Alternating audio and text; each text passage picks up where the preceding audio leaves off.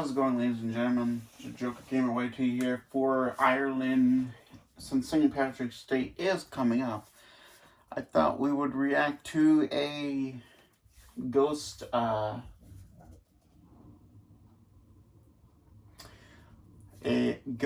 documentary and some knowledge and history about Ireland's past. So yeah, let's get into it.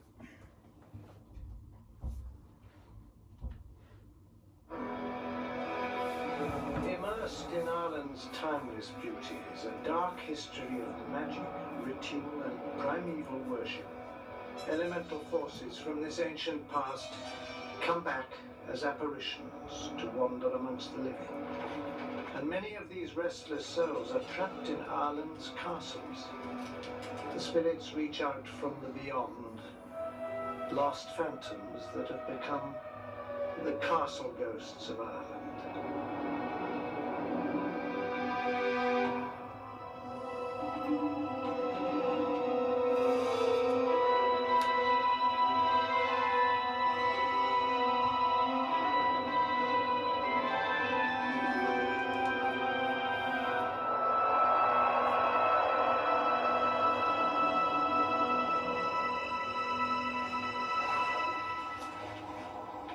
If you don't believe in ghosts, a visit to Ireland might change your mind.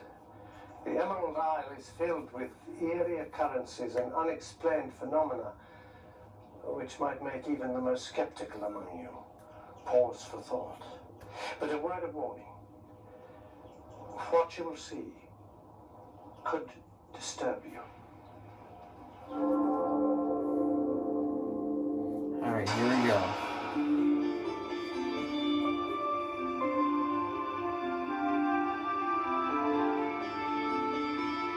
Ireland is a land so rich in history and mythology, it is difficult to know where one begins and the other ends.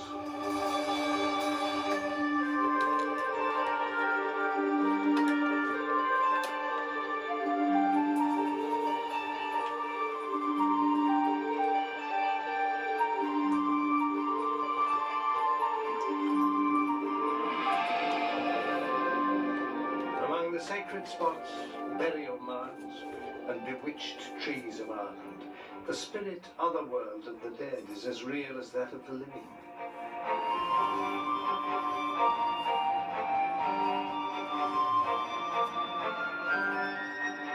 Ireland is crowded with supernatural inhabitants, creatures like fairies.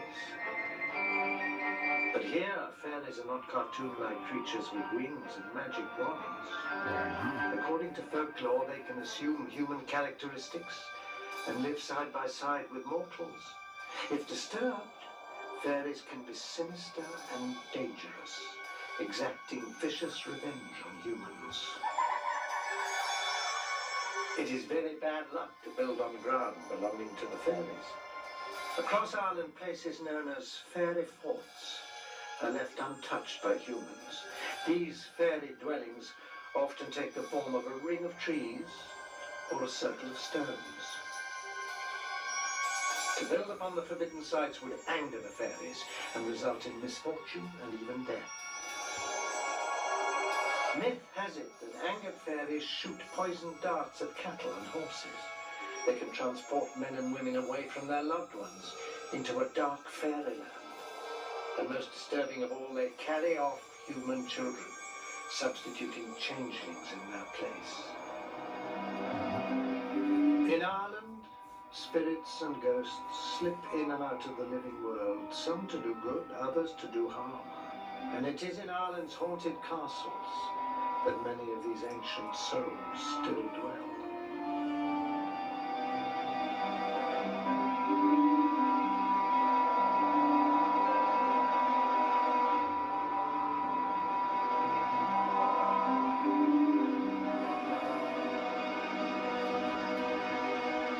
In County Carlow on Ireland's east coast, in the village of Clonagall, stands Huntington Castle.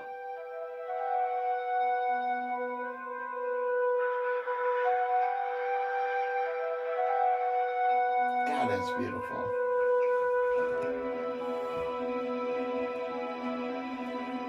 This historic castle is the home of disturbing apparitions from another world and another time.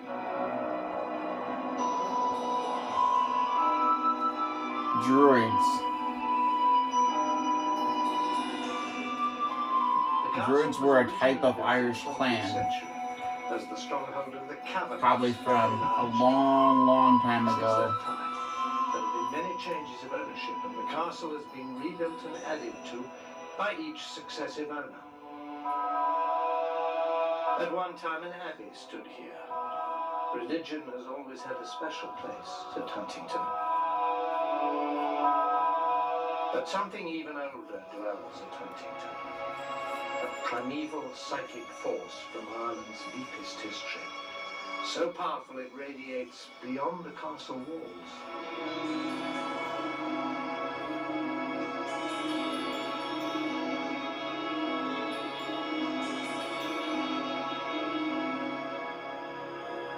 In this field, a man who knows Huntington well has been a witness to unusual sightings.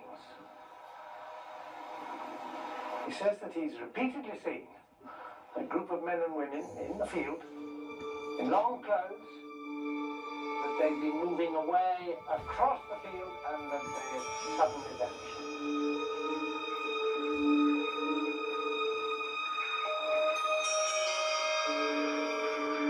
And here in an area of wilderness called the Yew Walk, many people have seen unexplained figures moving among the trees. But it is this spot, deep inside Huntington, that may well be the centre of the castle's hauntings.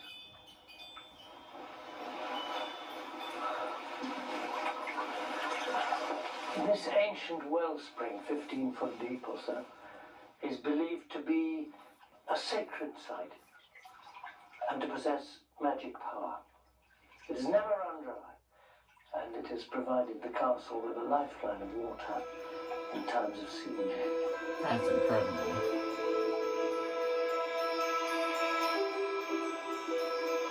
Huntington Castle has been owned by the Durden Robertson family since the 18th century. The current owner is David Durden Robertson. You live among the legends and the stories here, David. Have you experienced anything very strange yourself? I have several, but the most odd experience I had was when I was about 17. I'd gone to sleep on the couch in the library.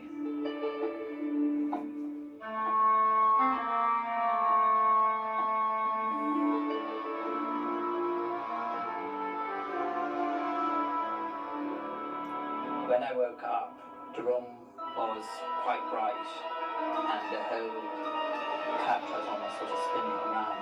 I became aware at that stage that there were two faces staring down at me. His body was lifted up until he was actually floating above the carpet.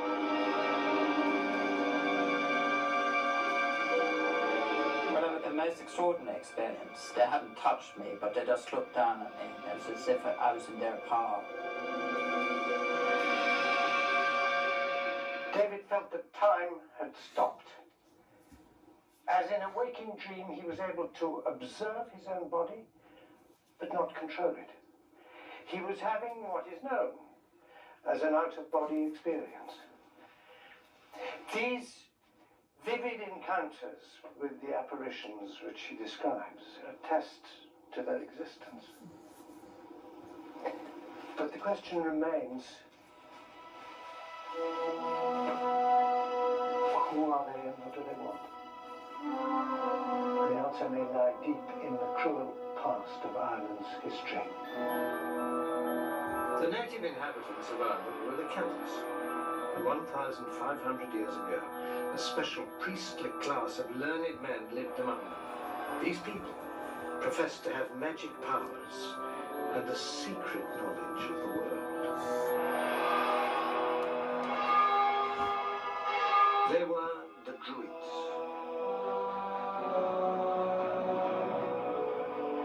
As the keepers of religion, Druid leaders often rivaled Celtic Celtic kings and chiefs in prestige, even in power. The Druids have a special place in Irish mythology.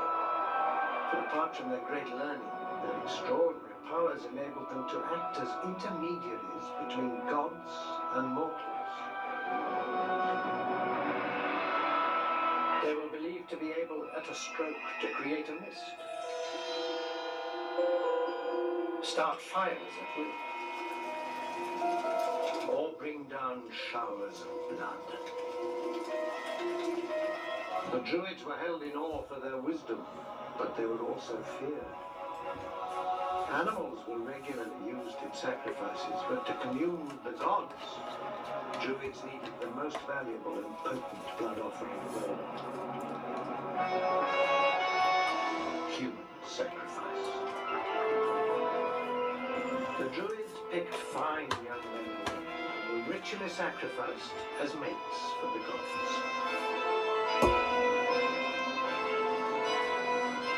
There were many methods of sacrifice. The chosen victims were burned in huge wicker structures, impaled on stakes, drowned, or buried alive. They were not someone to mess with. Because of their reverence for the natural world, a favorite form of sacrifice was to slit the victims' throats and let their blood flow to the earth.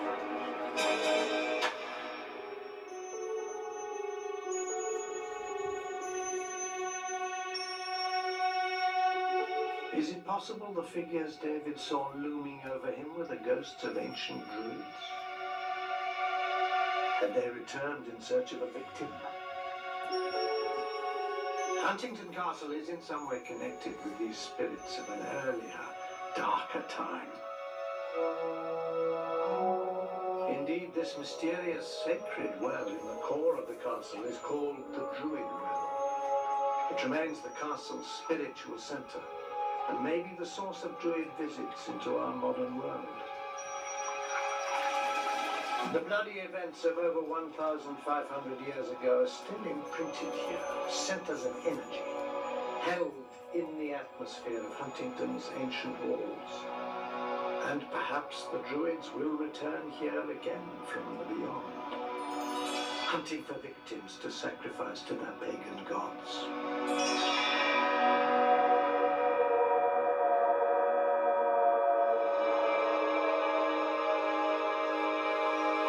Some ghosts are a mystery that can never be solved. Why do they appear in certain places and at certain times? But other ghosts have a special attachment to a particular place and return to it again and again. This is the case at our next castle, where a ghost came back from the world of the dead to help its living descendants. The ghost appeared quite recently at Castle Leslie, which lies in County Monaghan, near the border between Southern and Northern Ireland. I would love to tour that. Like, for real. That would be amazing to tour that castle. The castle has been the home of the Leslie family for over 300 years.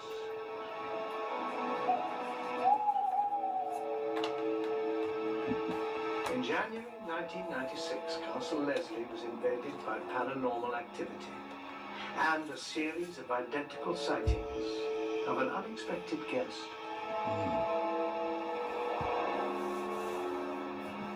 Perhaps the mistress of Castle Leslie can throw some light on the enigma. Samantha runs the castle and is a direct descendant of Bishop John Leslie, who bought the estate in 1664. Sammy, you've had direct experience of this particular Castle Leslie ghost? Yes, on a number of occasions the bells in the servants' hall would start ringing, and I knew there was nobody else in the house. Another time I was in the hall behind the kitchen, and I was looking for something in the deep freeze, and I saw a grey figure walk past behind me. Alton?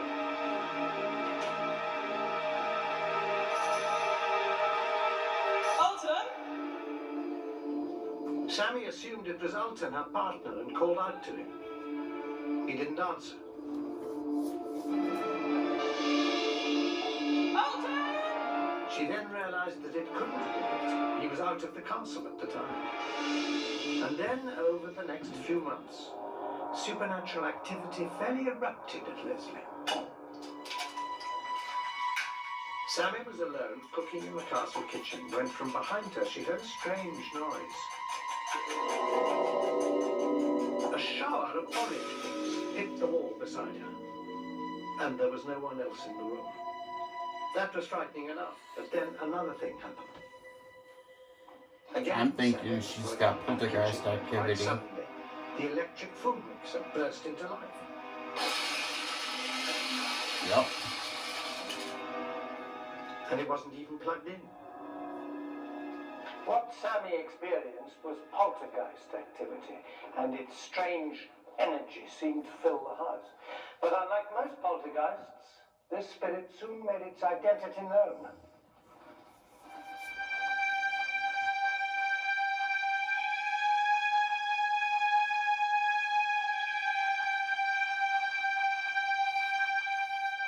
Three separate sets of guests at the castle described a ghostly ordeal in the bedroom known as the Red Room. None of the guests had stayed at Leslie before and had no knowledge of the castle's history, but they all recounted almost identical experiences.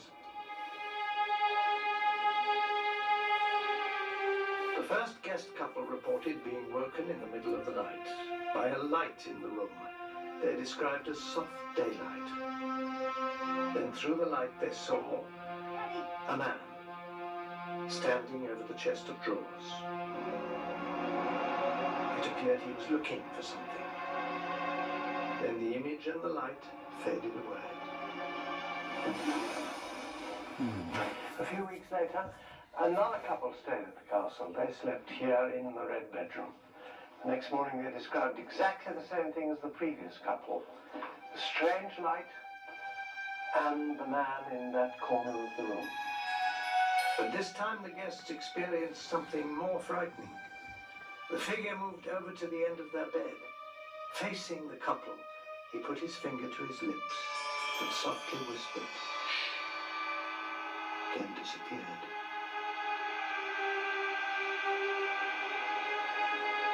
Just a few weeks after the second sighting, His outfit. the pale light returned. That's to how you Castle know Leslie what he for the is. third time. Once again, He's a two soldier. guests staying in the red bedroom were woken by the strange light. Terrified, they saw the figure in the corner of the room by the chest.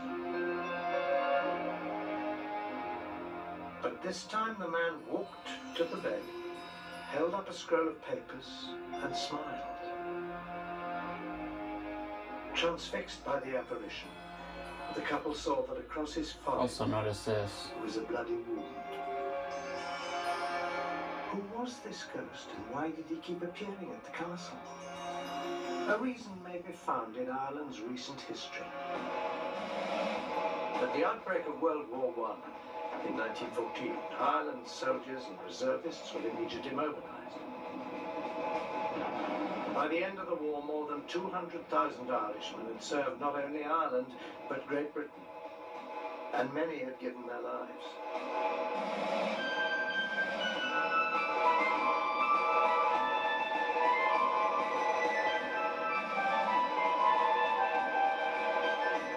In 1914, Sammy's great-uncle, Norman Leslie, was in his mid-20s. Like so many men at the time, he volunteered to fight in the Great War.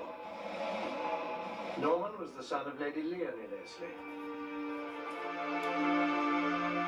Leonie and Norman were devoted to each other, so it was with great reluctance but a sense of duty that she saw her son leave the castle to fight with the Rifle Brigade in France.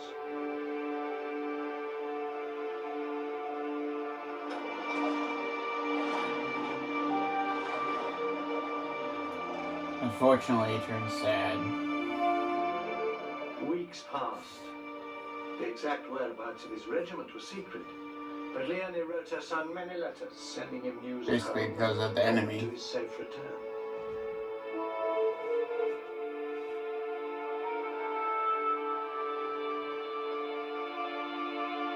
Then on the morning of October the 18th, 1914, word came up to the castle. Young Master Norman had been seen standing on the far side of the lake.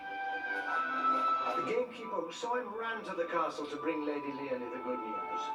Another estate worker sent word that he too had spotted Norman in the grounds. Overjoyed, Leonie flew into action.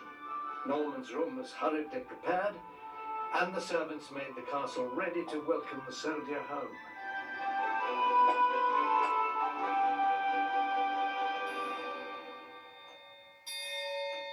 But an hour passed, and then another, and still Norman did not come. He never came.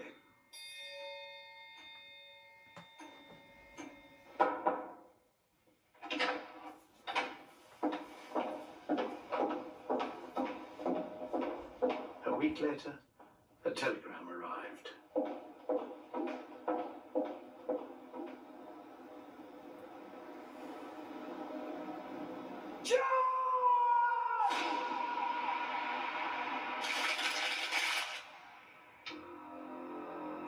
He was killed in action. Norman had been killed in action at Armentières, France. The date of his death was the 18th of October 1914, the very day he'd been seen standing by the castle lake. The exact whereabouts of Norman's body was unknown, but his family was determined to find it and give him a proper burial. 2 months later, Norman's brother Shane travelled to the French battlefield where Norman had been killed. Shane was guided to the spot near a railway embankment where a fellow soldier had written that Norman's body had been left, buried in a shallow grave, wrapped in sacking. Shane looked down on the body of what he thought was his brother. To make sure that it was Norman, he put his hand inside the gaping jaw and felt for the broken tooth that would identify the young soldier.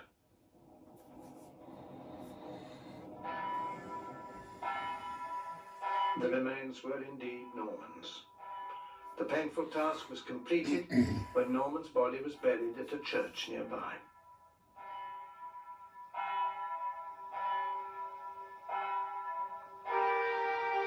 The appearance of Norman by the lake is a form of apparition seen at times of crisis such as war, when thousands can die in a single day. It is one of the most widely reported types of ghost.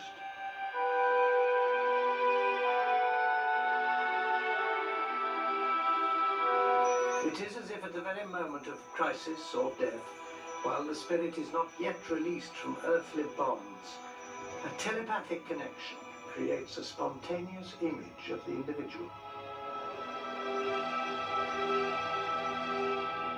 This ghostly image can appear before a loved one or in a place to which in life they were especially attached. I think Norman's spirit feels a very strong bond with his home and a very deep love for his family. And I think it was very important when he died that he came back to say his goodbyes. But that isn't quite the end of the story, is it? Norman's been back again, hasn't he? He has. Sammy believes it was Norman in the servants' hall trying to attract her attention with the bells. And in the kitchen throwing the orange pips and starting the appliance.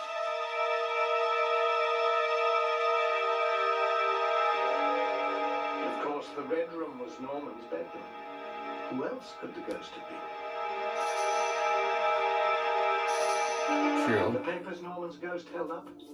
Sammy felt that the apparitions and poltergeist occurrences were Norman's way of trying to get a message to her. The papers were the clue.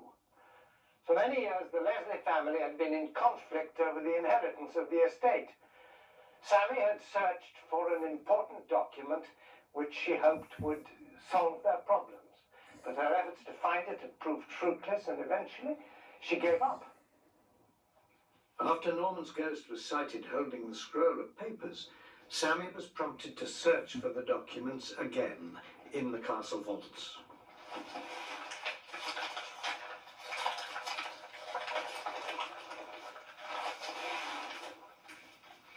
When she touched a certain file, a shudder went up her spine. It It contained the very papers the family needed. If Norman's ghost had not appeared, the file would have remained undiscovered, and Sammy's claim to Castle Leslie would have been in jeopardy. The future of the castle is now secure because of Norman's appearance. Sammy, do you expect or look for Good any deal. more visits from Norman? I very much hope he comes back to visit. His room will always be ready and he's always very welcome.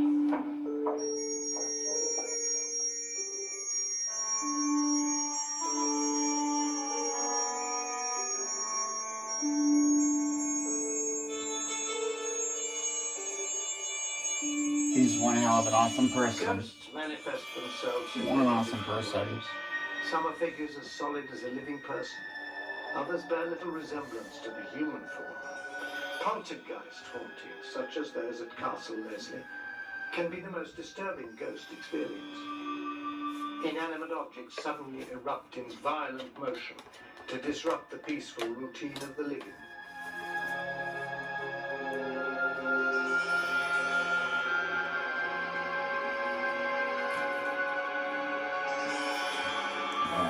Just such a terrifying poltergeist appeared in County Limerick on Ireland's west coast and took hold of Glynn Castle.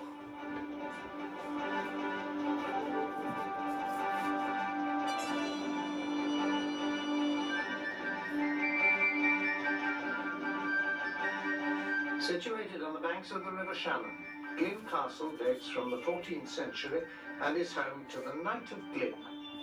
The present castle is a Georgian Gothic fantasy built by the 24th Knight in 1789. Today, the castle remains in the Fitzgerald family and is a delightful home.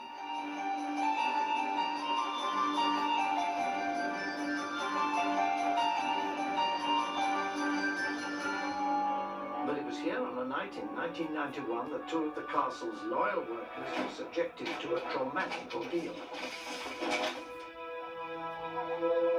Sisters Nancy and May had worked at the castle as cook and housekeeper, respectively, for over 40 years, leading calm and orderly lives they had never 40 had years, a that's paranormal impressive. experience. Until that night. Things started off normally. The knight had had a guest for dinner, and May and Nancy cleared away as usual. It was close to midnight by the time they went up to bed. May went straight to sleep, and Nancy read for a while before turning off the light. I was only just settled down about 12 o'clock when I heard this noise on the stairs, as if somebody was coming up, labour in terrible trouble, like as if they were trying to do the stairs and not able. Nancy called out to another employee of the castle, Una, who slept in the next bedroom. Una called back that she was in bed and had also heard the banging.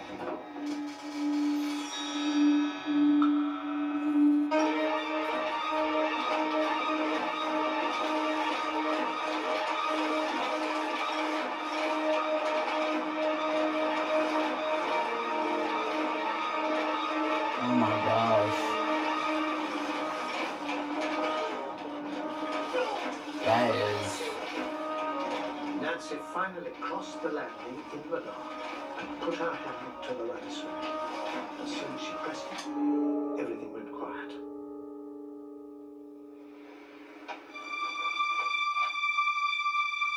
Okay.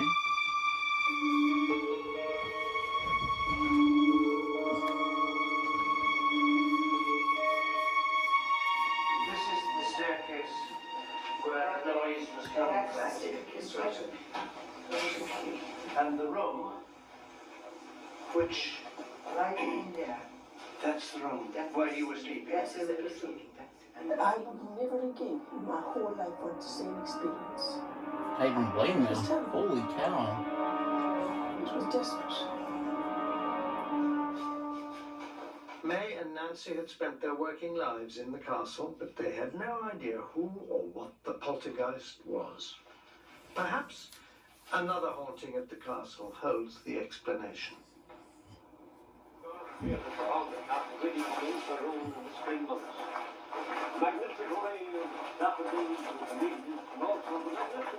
Sometime later, the Knight of Glyn himself discovered a clue. He learnt that earlier on the day that the poltergeist struck, a group of visitors had been touring the castle. Amongst the visitors had been a psychic medium. Oh, it awakened him.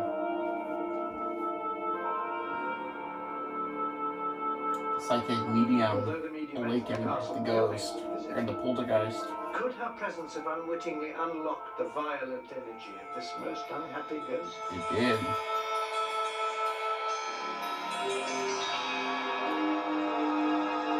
And she could tell there was someone in there. She's looking around.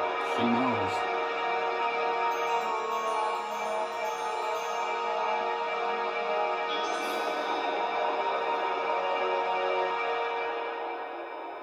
The master of the castle is Desmond Fitzgerald, the Knight of Glyn. The Nancy and May story is quite extraordinary, I think. Now, this is an unfair question. Would you describe Nancy and May at all as suggestible ladies? I can assure you that they did not make that. Yeah. It was plain on their faces. They were absolutely terrified. She lay down on the bed. The answer to Glyn Castle's poltergeist activity may lie in a ghostly experience the knight had as a child.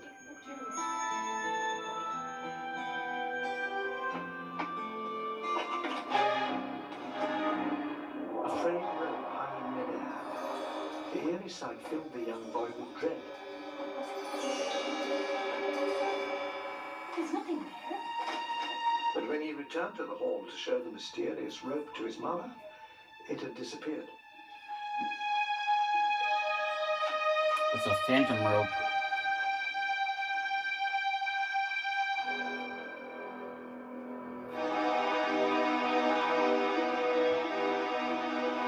Perhaps the events of nearly 100 years before had some bearing on the strange rope apparition the young knight beheld.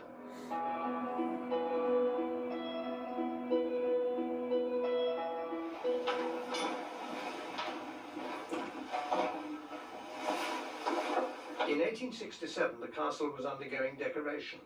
A Dublin firm was employed to carry out the work, which included painting the ceiling under the hall staircase. Yeah. I mean, it's a vintage, it's a really old castle, so, you know, eventually things are going to have to be changed and restored and stuff like that, fixed.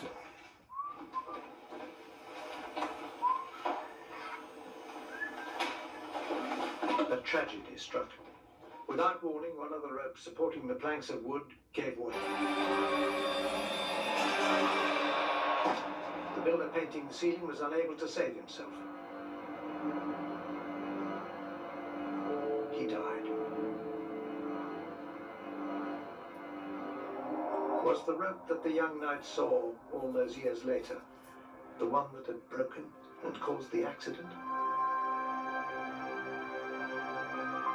Perhaps the trauma of that long ago event was still locked into the castle's atmosphere, and it took the sensitivity of a young boy momentarily to connect with the anguish of the long-forgotten tragedy. It was a long time ago, but I can picture that room hanging there really as if it was yesterday. Could the haunting that May and Nancy experienced so recently also be connected with that tragic event? I think it does.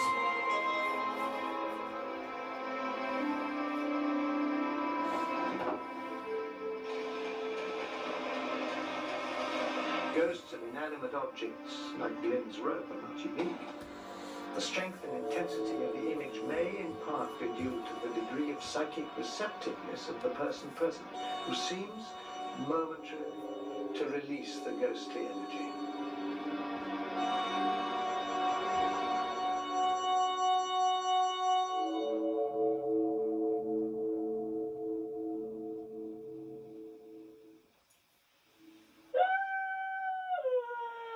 For many Irish families, the approach of death is thought to be foretold by the cry of an otherworld woman, the Banshee. The banshee's wailing has the tone of a real woman's voice, and her cry is heard near the home of those about to die. If this cry is heard 3 nights in a row, that person will certainly die. Oh, that's creepy as heck. Holy cow. The banshee is more often heard than seen, although some people claim to have glimpsed an old woman who combs her long white hair as she laments.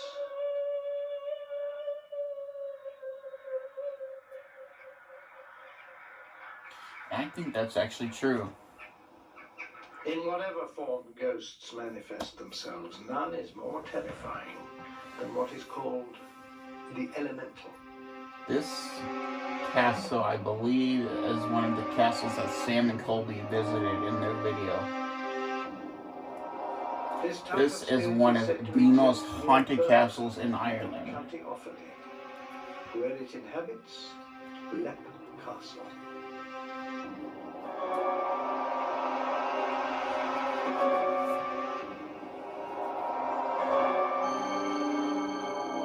The elemental is a frightening phantasm from the beyond that envelops those who experience it in its malignant force. The ghost is so horrifying, its hauntings bring an overwhelming sense of evil and deep-rooted fear.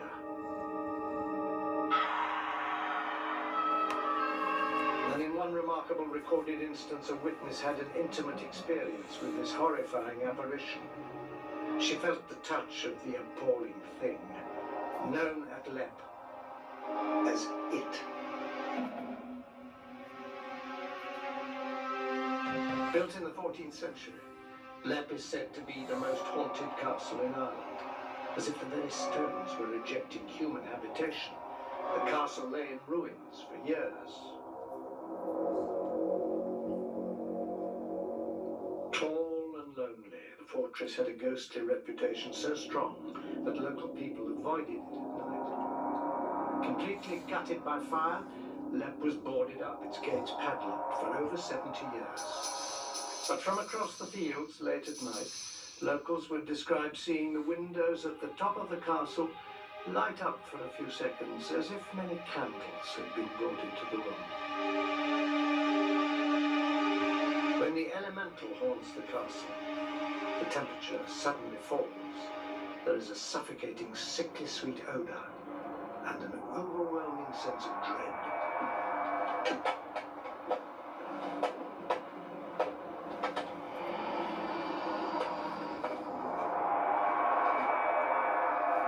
The vile elemental, It, seems to have been born out of a long and turbulent history of Leap. And this room has been a witness to its ruthless past. It is known as the Bloody Chapel, after a shocking murder that was done on this very spot over 400 years ago.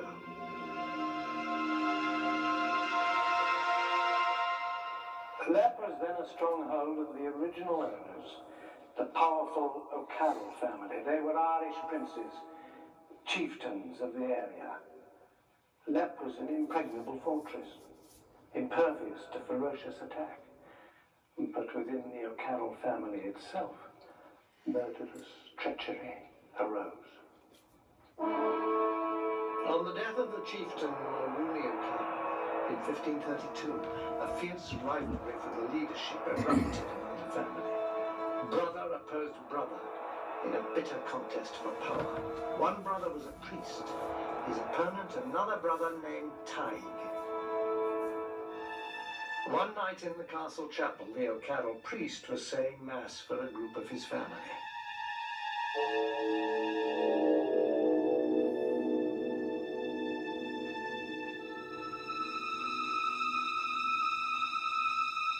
As he was chanting the holy rites, the door of the chapel opened and his rival brother Tig burst in. Tig lunged forward with his sword, fatally wounding his brother. The butchered priest fell across the altar and died.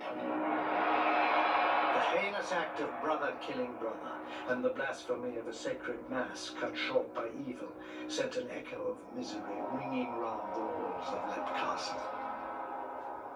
The sacrilegious murder of the O'Carroll priest may be one cause of the castle's haunting. But another source of evil was found here at Lepp, an evil so foul that it may well have compounded and nurtured the curse of the elemental spirit, it. The ghastly secret was discovered here. It is called an oubliette, a name used to describe a hidden dungeon. It means a little place of forgetting. And those who were forgotten within these walls suffered unimaginable misery and pain until death. Lepp's oubliette is a little room with a drop floor off the bloody chapel. Prisoners from clan wars or family enemies would be pushed into the room to fall through the floor and land on a spike 8 feet below.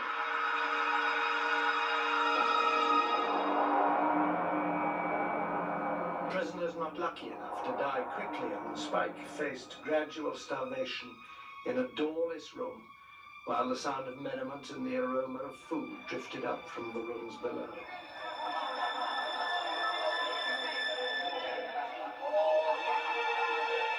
A narrow window let the prisoners watch those who came and went in freedom at the castle.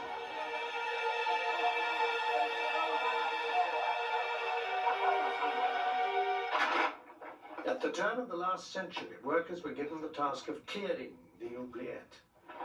They made a hideous discovery. Human skeletons lay piled on top of each other.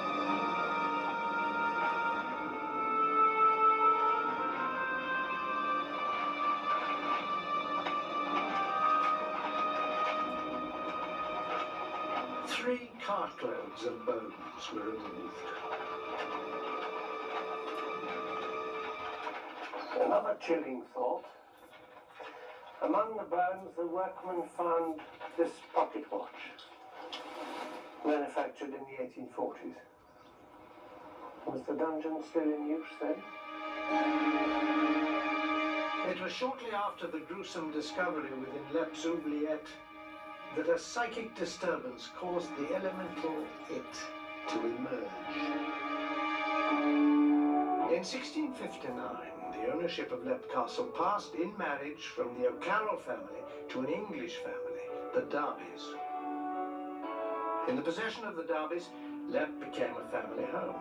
It was improved and extended, the gardens landscaped, and a full staff employed to maintain it. By the late 19th century, descendants Jonathan and Mildred Darby looked forward to bringing their family up at Lepp. As was the fashion of the day, Mildred Darby was interested in the occult. Little did she know that her innocent dabbling would bring her face to face with it. Because of its bloody associations, Lepp had always had a reputation for being haunted. Shall we begin? Nevertheless, Mildred and I Don't ever do this. with magic. As if sensing a call from the daylight world, the dormant elemental... That's like a, ferocity. that would probably be like the first ever version of the Ouija board. In 1908, And, Mildred wrote an article yeah. for the journal The Occult Review, describing her ordeal at the hands of the terrifying manifestation that infested Lepp.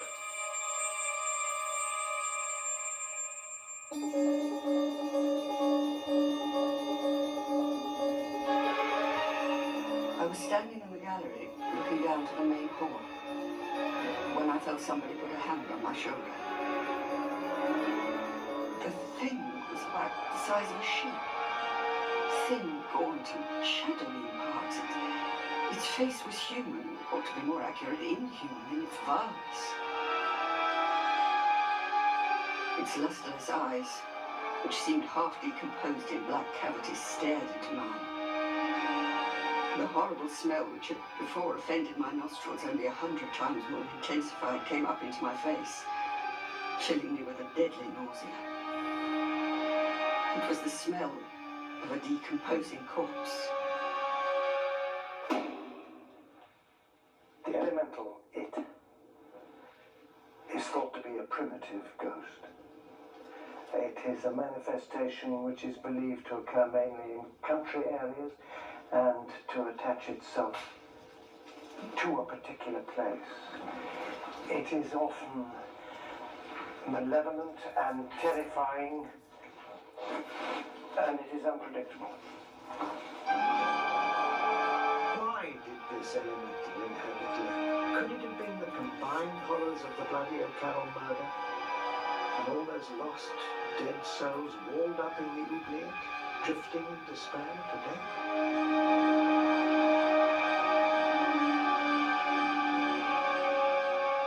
Whatever it may have been, after Mrs. Darby's experiments with the black arts, the castle was never the same again. Hauntings plagued Lepp, leaving a sinister air throughout the castle. The Darbys stubbornly remained at Lepp, but in 1922 the castle suffered another misfortune when, as the home of an English family, it became the target of the Irish struggle for independence. The castle was destroyed by bombs and completely looted. Nothing but a burned-out shell remained. The Darbys were driven out. Eventually, in the 1970s, Lepp was bought by an Australian who had links with the area. At this time, a mystic, a white witch from Mexico, was brought in to exorcise the castle. After spending many hours in the Bloody Chapel, the mystic explained that the spirits at Lepp were no longer malevolent, but they wished to remain there. 6 years ago, Sean Ryan and his wife Anne bought the castle. A complete ruin when they arrived, the family is making it habitable again. In the meantime, they live in the castle gatehouse with their young daughter. When Sean and Anne Ryan bought Lepp, they knew they were taking on a castle with a troubled history. Yes. You and Sean have been here for 5 years now, 5 years, yeah. turning a pretty grim ruin into a home. Tell me, have you had any supernatural experiences? Well, shortly after we arrived here, Sean began working on the building.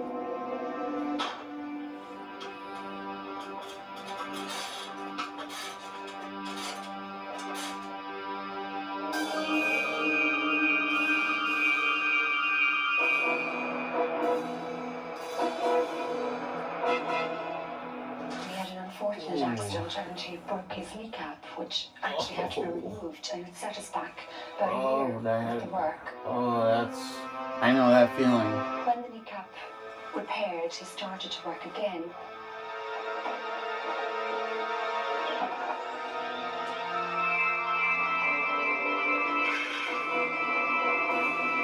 He had another accident and broke his ankle. We began to think that we weren't really exhausted, there was something going on. But we've overcome that now, and we're back restoring the building again. That's So good, though. we're happy to share the place with whatever spirits are here. I mean, I didn't really destroy my ACL. Well, I tore it, but... In 1991, Lepp's walls echoed to an unfamiliar sound: laughter. Friends and family gathered in the chapel to witness the christening of Sean and Anne's young daughter, Kiera. Strewn with flowers and lit by candles, the chapel was filled with smiling faces.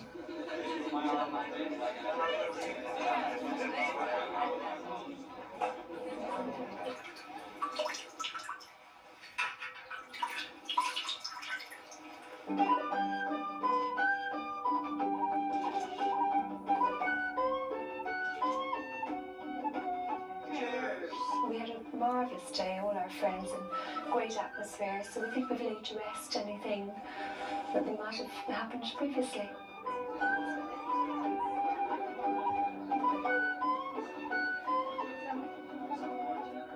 After the ceremony, every guest noted how even though there was a strong wind blowing in from the fields through the open windows, the candles barely flickered and not one blew out. If Lepp's troubled spirits are unwilling to leave, let us hope that at least they have found peace.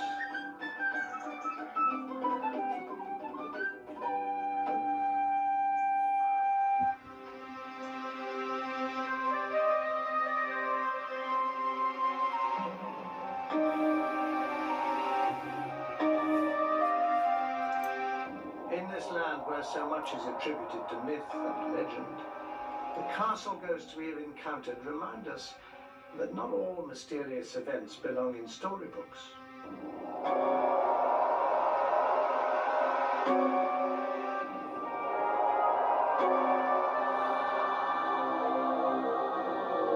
For the people who come face to face with ghosts, the images are a real and often shocking reminder of a world beyond our own.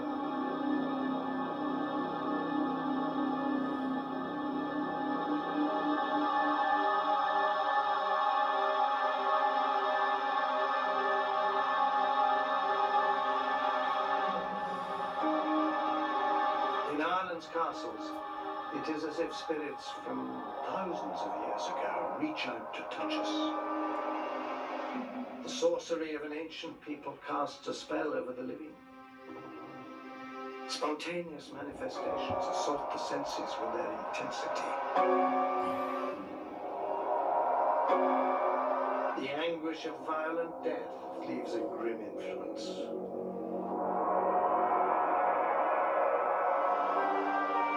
Can the tormented spirits of the past ever be laid to rest?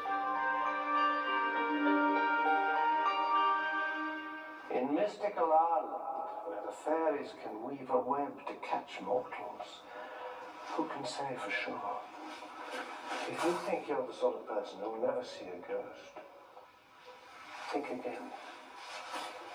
Ghosts have a habit of springing surprises, and the next person to see one could be you.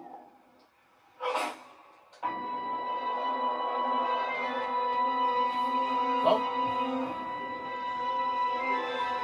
there's also more of these if you want me to react to more of these. Yeah, thank you for watching. Don't forget to like and subscribe, and we'll see you in the next one for Phantom Investigation Reimagined, The General Store.